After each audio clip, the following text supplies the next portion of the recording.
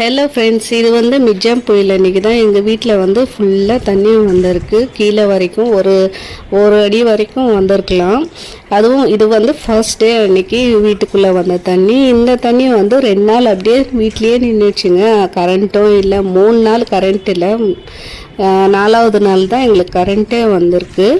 அன்றைக்கி பார்த்திங்கன்னா மத்தியானத்துக்கு மேலே ஃபுல்லாக டவரே கட் பண்ணிட்டாங்க. எங்களுக்கு சிக்னலும் இல்லாமல் ஃபோனும் இல்லாமல் எப்படியோ நாங்கள் வந்து காலையிலே எங்கள் அண்ணனுக்கு ஃபோன் பண்ணோம். அவர் வந்து எங்களை வந்து வீட்டுக்கு கூட்டின்னு போனாராமா, வீட்டுக்கு சேஃபாக.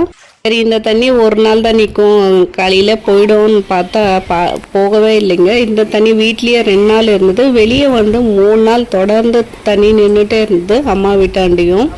அங்கேருந்து எங்கள் வீட்டுக்கு வர்றதுக்கு 4வது நாள் தான் நாங்கள் வீட்டுக்கே வந்தோம். இங்கே பார்த்திங்கன்னா காற்று ரொம்ப அதிகமாக இருந்தது. எங்கள் வீட்டாண்டெல்லாம் காற்று தெரியல அவ்வளோவா.